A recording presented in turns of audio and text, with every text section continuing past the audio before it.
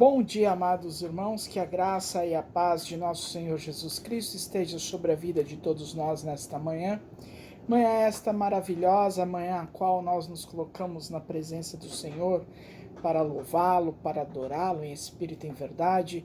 Neste primeiro momento deste domingo, nós vamos estar nos preparando para o estudo bíblico, estudarmos a palavra, estudar esse tema que nós vemos estudando no decorrer deste mês de fevereiro, o ser cristão, o ser cristã. Nós já vimos alguns aspectos desse ser cristão, até mesmo entendendo um pouco sobre doutrina, um pouco de formação de igreja, a necessidade, às vezes, das divisões, né? Então, nesta manhã, nesta abertura de Escola Bíblica Dominical, quero trabalhar com os amados irmãos a Epístola aos Romanos, capítulo 8, dos versos de 31 a 34, que diz assim esta palavra: O que diremos então a estas coisas? Se Deus é por nós, quem pode ser contra nós? Aquele que não poupou a seu próprio filho, mas o entregou por todos nós, como não nos dará gratuitamente também com ele todas as coisas? Quem acusará alguma coisa aos escolhidos de Deus? É Deus quem os justifica. Quem é o que condenará? É Cristo que morreu, sim, que foi ressuscitado, o qual está à direita de Deus e também intercede por nós. Oremos nesse instante. Santíssimo bondoso Deus, nesta manhã nos colocamos diante de Ti para estudarmos a Tua palavra, para aprendermos o Teu querer, da Tua vontade sobre as nossas vidas. Ilumina-nos através do Seu Santo Espírito para entender, compreender este primeiro momento de estudo bíblico, de escola dominical, estudarmos a Tua palavra e aprender da Tua palavra, Pai. Ilumina a vida do reverendo Carlos, a minha vida também. Tudo isso pedimos em Cristo Jesus. Amém. Queremos falarmos a respeito nesta abertura rapidamente como a palavra de Deus define o caminho que o verdadeiro discípulo deve seguir para chegar à vida nova. A Epístola aos Romanos, capítulo 8, dos versos 31 a 34, que acabamos de ler, lembra aos crentes que Deus os ama com um amor imenso e eterno. A melhor prova desse amor é Jesus Cristo, o Filho amado de Deus que morreu para ensinar ao homem o caminho da vida verdadeiro. Sendo assim, o cristão nada tem a temer e deve enfrentar a vida com serenidade e esperança. Neste domingo que nós adentramos, o segundo domingo da Quaresma, a palavra de Deus define o caminho que o verdadeiro discípulo deve seguir para chegar à vida nova. É o caminho da escuta atenta de Deus e dos projetos dos projetos desse Deus. O caminho da obediência total e radical aos planos, melhor dizendo, do Pai. O livro de Gênesis, no capítulo 22, apresenta-se a figura de Abraão como paradigma de uma certa atitude diante de Deus. Abraão é o homem de fé que vive numa constante escuta de Deus, que aceita os apelos de Deus e que lhes responde com obediência total, mesmo quando os planos de Deus parecem ir contra os seus sonhos e projetos pessoais. Nesta perspectiva, Abraão é o modelo de crente que percebe o projeto de Deus e segue de todo o coração. Amados irmãos, fazendo um contraponto à Epístola aos Romanos, que lembra nós, como cristãos, como crentes em Deus, que Ele nos amou de forma imensa e eterna. Quando eu falo de fazer um contraponto, quando nós lemos o livro de Gênesis, quando nós visualizamos o livro de Gênesis, nós lembramos esse capítulo 22, melhor dizendo, sobre a vida de Abraão, ou Abrão, posteriormente, o pai Abrão, o pai de muitos filhos, o pai da fé para nós, tanto para nós quanto cristãos, judeus e muçulmanos. temos em comum o pai Abraão, os caminhos de Abraão para a nossa vida, melhor dizendo. E Abraão, ele se entrega em obediência total a Deus. Até mesmo quando lá naquele monte de Moriá, que ele está com Isaac e Deus pede para ele levantar um sacrifício, um altar a Deus, e o sacrifício é seu filho. E ele não esmorece a tempo nenhum. Ele segue esse caminho, esse plano de Deus. E na hora em que ele ia sacrificar o seu filho Isaac, Isaac pergunta para ele: pai, cadê o cordeiro imolado? O cordeiro para ser morto, melhor dizendo. Abraão diz: Deus proverá. E na hora que ele vai realmente em obediência total a esse plano de Deus, o anjo do Senhor o impede e aparece o cordeiro para ser imolado, morto em sacrifício e obediência. Sendo assim, o cristão nada tem a temer e deve enfrentar a vida com serenidade e esperança. Há poucos dias, há 2 domingos atrás, tivemos a mensagem, o domingo era o domingo da transfiguração, e o Evangelho segundo Marcos, capítulo 9, dos versos de 2 a 10, relata a transfiguração de Jesus, recorrendo aos elementos simbólicos do Antigo Testamento. Esse Evangelho apresenta-nos um estudo, uma visão sobre Jesus, o Filho amado de Deus, que vai concretizar o seu projeto libertador em favor dos homens, através do dom da vida. Aos discípulos desanimados e assustados, Jesus diz: o caminho do dom da vida não conduz ao fracasso, mas à vida plena e definitiva. Seguiu vós também. Esse caminho que nós temos que seguir, amados irmãos. Esse caminho de vida verdadeira. Esse caminho que o cristão tem que seguir, de não temer a nada e enfrentar a vida com serenidade e esperança, pois a palavra de Deus define o caminho que o verdadeiro discípulo deve seguir para chegar à vida nova. E esse caminho que a palavra nos define é um caminho de amar a Deus acima de todas as coisas e de amar o nosso próximo como a nós mesmos. Tenhamos uma excelente e abençoada aula de Escola Bíblica Dominical. Amém. Bom dia, meus irmãos. Nós vamos começar a nossa Escola Dominical nessa manhã, lendo o trecho final da primeira carta que Paulo escreve aos Coríntios, no capítulo 16, a partir do versículo 19 até o versículo 24. Primeiro aos Coríntios, capítulo 16, do versículo 19 até o versículo 24, e a palavra do Senhor diz: as igrejas da Ásia vos saúdam. No Senhor muito vos saúdam Áquila e Priscila, e bem assim a igreja que está na casa deles. Todos os irmãos vos saúdam. Saudai-vos uns aos outros com ósculo santo. A saudação escrevo-a eu, Paulo, de próprio punho. Se alguém não ama o Senhor, seja anátema. Maranata, a graça do Senhor Jesus seja convosco. O meu amor seja com todos vós, em Cristo Jesus. Meus irmãos,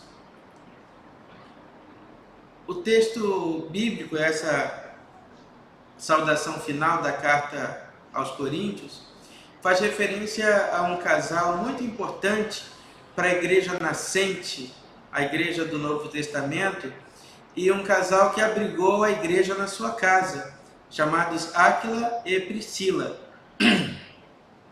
Os dois, exercendo forte influência, forte liderança na igreja do Senhor.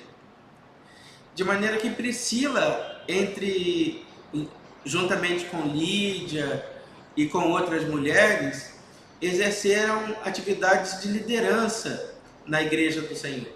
De maneira que nós, enquanto Igreja Presbiteriana Unida, reconhecemos sim o ministério feminino, o ministério das mulheres na igreja, de maneira que as mulheres na igreja elas não são apenas auxiliadoras, elas também são ministras, no sentido de servas. Ministro tem o significado de servo, né? Então, Priscila é uma dessas mulheres que exerceu liderança e o ministério na igreja nascente. A Bíblia fala de várias outras mulheres, Eunice, Lloyd e tantas outras que exerceram cargos de liderança. Por isso nós reconhecemos este ministério. Existe uma rejeição grande à ideia do ministério feminino, e algum argumento é que não existe a imagem de uma mulher sendo ordenada para um ministério ou para um sacerdócio. Mas quando nós olhamos já lá para o Antigo Testamento, nós vamos ver mulheres como Hulda, por exemplo, que foi profetisa, né? Profetiza de Lapidote, e exerceram então essa atividade enquanto sacerdotisa, enquanto profetiza, me perdoe. Um dos ofícios do ministério pastoral, do ministério da palavra, é justamente o trabalho da profecia, né? O pastor, ele acumula, entre outras responsabilidades, a da profecia. Ele também é aquele que profetiza, que fala em nome de Deus. Nós precisamos ver também, meus irmãos, que o contexto em que a igreja nasce é um contexto patriarcal, né? Masculino, onde a figura do homem ela é central, né? Porque a cultura daquele período ela é patriarcal.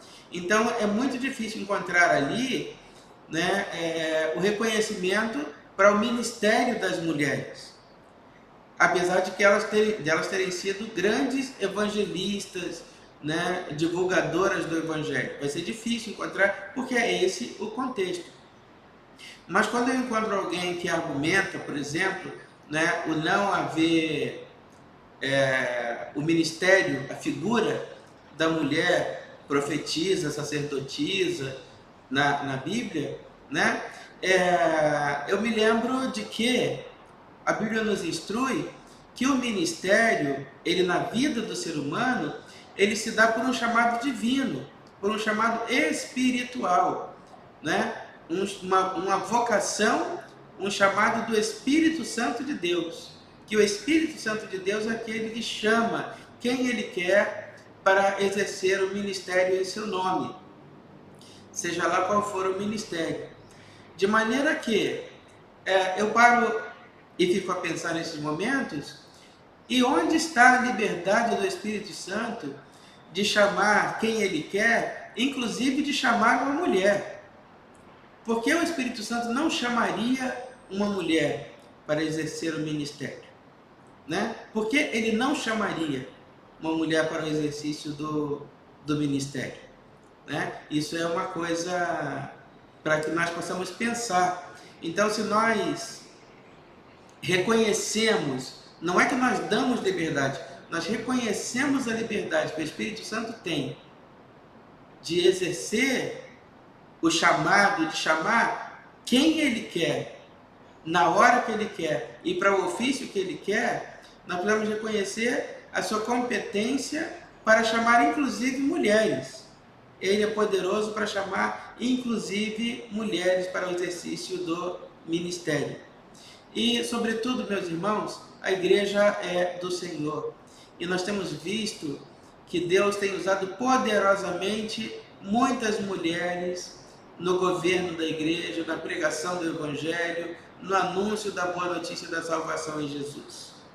De maneira que nós temos que descansar o nosso coração, sossegar o nosso coração e reconhecermos que o Espírito Santo, ele chama quem ele quer, né?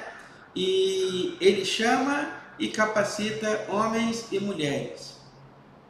Quando nós pensamos em imagem e semelhança de Deus, nós temos que pensar, né, no ser humano como gênero, e não, ou melhor, no ser humano, e não pensarmos no homem como gênero, mas pensarmos no ser humano, né? E que Deus é poderoso, e o Antigo Testamento também está cheio de exemplos, assim como o Novo também, de mulheres que foram importantíssimas, fundamentais na obra do Senhor. Que Deus nos abençoe, que Deus nos guarde e que nós saibamos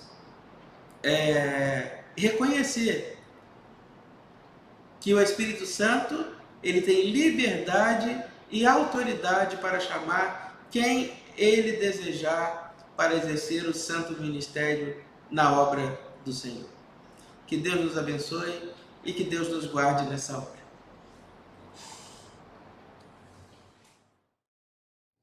Após esta maravilhosa aula, nós partimos para o encerramento da nossa escola bíblica dominical. Quero agradecer a presença de todos os irmãos na nossa página do YouTube, de estar estudando a escola dominical domingo após domingo e também de estar participando do nosso culto. Vivemos um momento, como falo sempre, não canso de falar, de estarmos vivendo um mundo virtual, vivendo num mundo online, porém nós estamos unificados pela palavra de Deus, estamos vivenciando o ser igreja, e nesse instante quero agradecer a vida de cada um dos irmãos, quero orar pela vida de cada um dos irmãos, agradecer os irmãos que completaram mais um ano de vida, e orar, interceder pela vida daqueles irmãos também que estão passando por problemas e dificuldades. Vamos nesse instante fechar os nossos olhos e orar ao Senhor mais uma vez. Santíssimo, bondoso e grandioso Deus, nesta manhã nós nos colocamos diante de Ti, para ouvir a Tua Palavra, e escutamos a Tua Palavra através da boca do Teu servo. Vemos pedir pela vida dos pastores dessa igreja, o reverendo Carlos, o reverendo Francisco, a minha vida.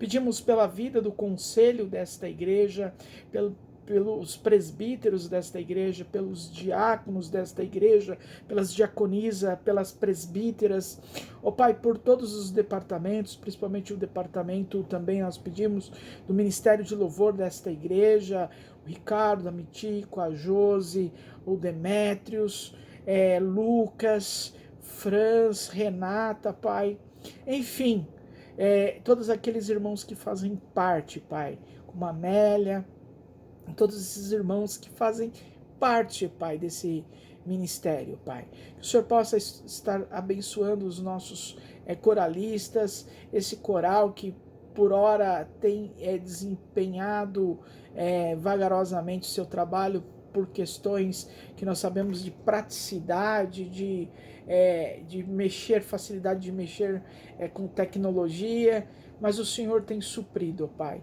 Vem estar abençoando, Pai, a vida daqueles irmãos que completaram mais um ano de vida, neste mês de fevereiro, nesta última semana, por aqueles irmãos nossos que estão passando por problemas e dificuldades, que o Senhor possa estar sustentando ou os abençoando no Teu Espírito, Pai. Que o Senhor possa estar trazendo saúde, a cura para a humanidade. Ajuda-nos, ó Pai, a vencer o vírus. Ajuda-nos, ó Pai, como igreja, permanecer num caminho de esperança, de fé e num caminho de distribuição de amor, ó Pai. Tudo isso pedimos em Cristo Jesus, o nosso Redentor. Amém. Que os amados irmãos tenham uma excelente e abençoada semana em nome do Senhor Jesus. E tenhamos um abençoado culto logo mais às 11 horas. Tudo isso nós agradecemos em nome do Pai, do Filho e do Espírito Santo. Amém.